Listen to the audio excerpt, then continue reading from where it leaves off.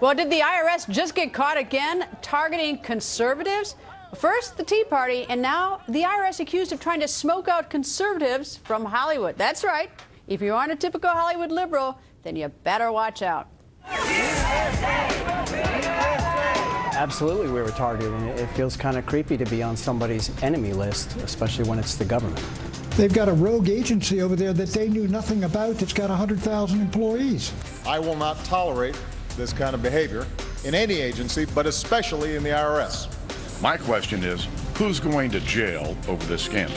And to find out that they are not going to press any charges and they're saying nothing's wrong is outrageous. And in just minutes, a high-profile Hollywood insider who says the IRS has targeted him is here to go on the record. But first, our political panel. The Weekly Standard, Steve Hayes, the Cook Political Report's Amy Walter, and the Hill's A.B. Stoddard. Steve, first of all, what is going on with this? Well, I mean, it certainly sounds like the IRS is targeting this group, Friends of Abe, which exists in Hollywood. And it's part of a broader pattern we've seen of the IRS targeting conservative groups across the country.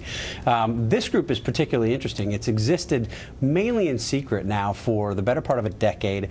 They don't do much. They don't have much in the way of political activities. They get together. They have a big annual dinner every year. They sometimes go out and meet at a bar and have drinks and play pool. But it's not a group that's out there actively working in politics on a day-to-day or week-to-week or month-to-month basis. So it is curious to me that the IRS would target them and would visit upon them such scrutiny, given their rather limited and pretty much harmless political activities. Well, and as I understand, they've been given, Amy, a bunch of extra questions to answer. Right. They've been trying to become tax exempt for the last 2 years. It's still pending, and they feel intimidated.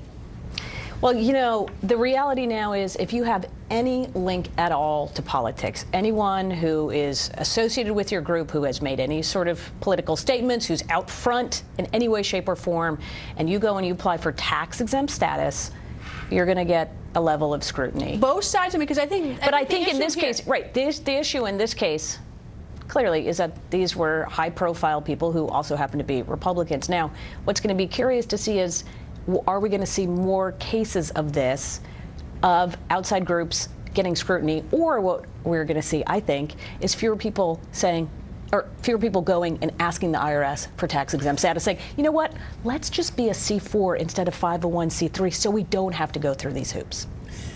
Well, I actually agree. I think that just because like-minded people want to hang out together and have good speakers come, they shouldn't be exempt from taxation. I mean, I think that, you know, given the fact that we are in a state of tremendous debt, I think the entire tax exemption system that we have and all of the specifics of it should be heavily scrutinized. That said, one group should not be more scrutinized than the other if they're under the same designation in the code. Right now, there are rules that the Wall Street Journal reported on late last week, that were written in November, new rules designed to curtail even further any kind of political activity that these 501c3 groups can do, and that it was kept very quiet, but the administration has made sure through these new rules that they're going to get to do less than they even did before. Is it political to invite Herman Cain to your dinner like Friends of Abe did to hear him speak? No, it's not. If they don't have a political agenda, then they shouldn't be subjected to that kind of scrutiny. But some groups, I still think, should. But here's the problem, and I mean, I don't know if they have to renew every year or get a whole set of questions. But the Tea Party is relatively new, and anyone who's applying now, if you're going to put that harsh scrutiny on them, you know, the people who are already sort of grandfathered in, they're in good shape. It's the new groups if they're going to be. The question is this something that happened 2 years ago, and it was part of what we learned about with the Tea Party groups, and they were part of this, and it's still today part of the issue, or is this something that's happened since we learned about the scrutiny of the Tea Party group? You know what I mean? Like, is this something that's new, or was this already happening at the same time as the other groups? Or is it some combination? I mean, I think with what we saw with the Tea Party was really unprecedented. I mean, the kind of scrutiny that the Tea Party had to withstand, and the fact that the Tea Party, in effect, disappeared for large stretches of the pre-2012 election cycle. I mean, you remember there were members of the media who were saying, where's the Tea Party? And part of that was, of course, just,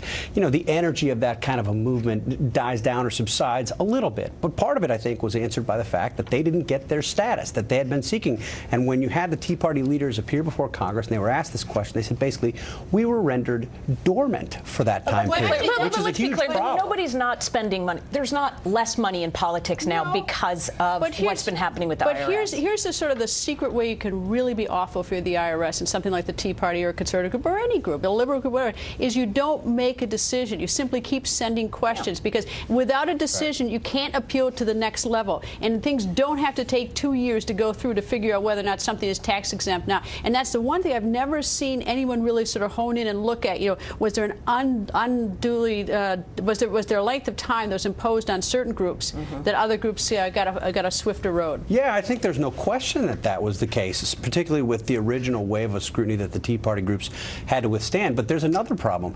Unions are not subject to the same rules. Unions are 501c5. They play by an entirely different set of rules. So when you, in effect, redefine politics to broaden the scope and you use it to look particularly at conservative groups, but a wide variety of these tax-exempt groups, but you don't subject unions to the same scrutiny, to the same rules, that's a built-in problem. It's baked in. But then that goes back to where, I mean, you've got to do everybody if you're going to make everyone. Right. And not only is Steve right that the unions are in a different designation under the code, but obviously everyone who's under the same one needs to be held to the same standard of scrutiny. My argument is just that, you know, in the state we are with our budget situation, we're not to be just exempting people willy-nilly because they like to get together let's revoke once in a while. But then to make a level playing field, let's revoke everybody else on, you know, who's already got it. You know, we've got to do that too. Right. I think the American people really have a very small understanding of how many groups are actually getting exempt from taxation, and I think they wouldn't like it if they knew it. All right, panel, stay with us because we have much more to talk to you about. But right now,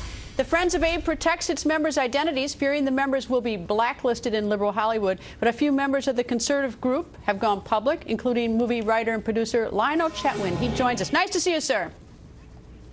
Good to see you, Greta. Pleased to be here. All right. So, Friends of Abe, I know you're not going to tell me who are the members, but let me ask you first. I mean, are they really fearful they will be blacklisted if they are named as members of this sort of loosely conservative group, this loosely gathered group? Many are. I mean, a lot of it depends on what stage of your career that you're at. Hollywood operates less with a blacklist as a whitelist.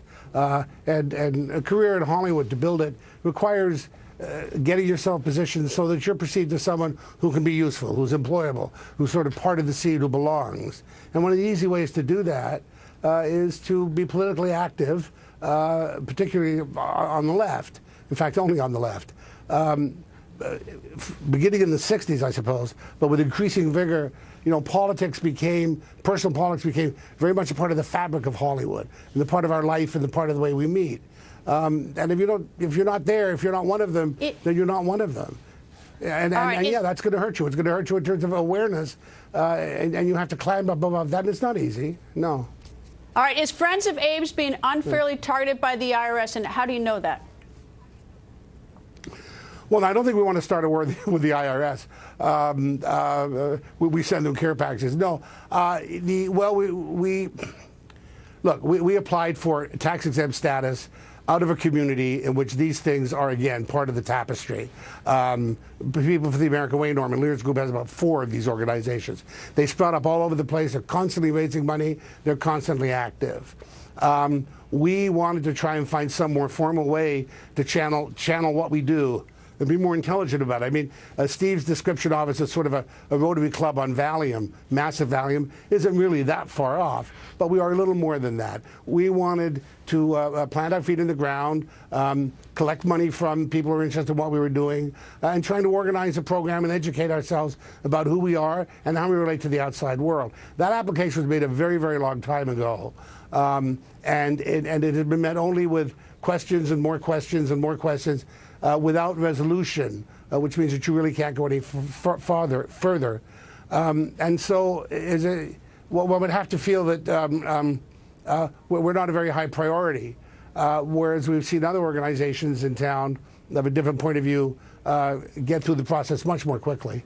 So, I guess the conclusion is you feel that because of your political leanings, that your group, because it's more conservative, is discriminated against in favor of perhaps a more left-leaning group in Hollywood. Is that a fair statement?